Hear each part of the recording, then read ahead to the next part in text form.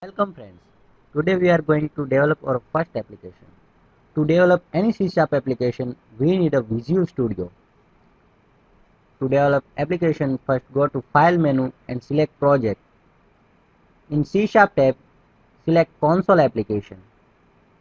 We generally use console application for basic C#. We can give also path and name to our project. To give path, select location and then select path for our application. We can give suitable name for our project. In this example, we will give first because this is our first example, and then press OK. Automatically this code will be generated. We didn't need this code because we are not currently using these all libraries.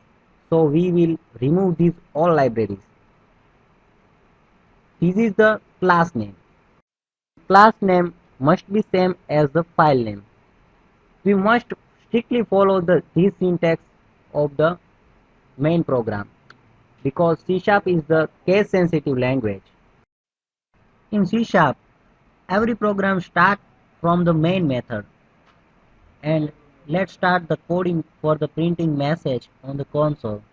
To print message, we will use system namespace and console class and writeLine method.